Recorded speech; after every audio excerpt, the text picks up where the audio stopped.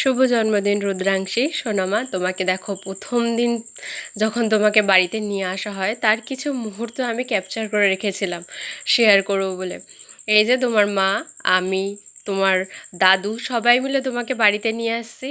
তারপরে কিছুদিন পর তোমাকে আবার দেখতে গেছিলাম। তুমি তখন ছোট্ট থেকে আরেকটু বড় হয়ে গেছিলে। এইভাবে তোমাকে ডিস্টার্ব করছিলাম, জানো? তোমার এই ডিস্টার্বটা যখন তোমার বড় মানিকে পাঠিয়েছিলাম ভিডিওটা, তখন বলছে কেন ওকে এত জ্বালাচ্ছিলিস।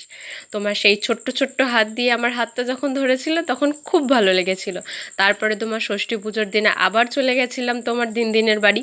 সেখান থেকে গিয়ে তোমার যে নিয়মকানুনের ছোট্ট একটা মুহূর্ত তোমাকে শেয়ার করলো। আর এটা জানো তোমার কিসের মুহূর্ত?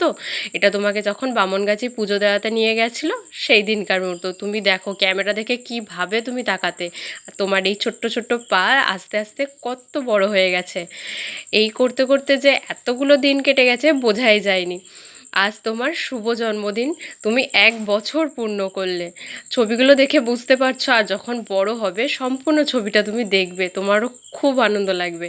এটা হচ্ছে তোমাকে পুজো দিতে গেছিলাম সেখানকার কিছু মুহূর্ত। আর তোমার প্রথম সরস্বতী পুজোর শাড়ি পরা, তোমার মামায়ের বিয়েতে আশীর্বাদে বসা, মামায়ের বিয়ের দিনে যে ছবিগুলো তোলা, সেইগুলো সমস্তটা শেয়ার করলাম।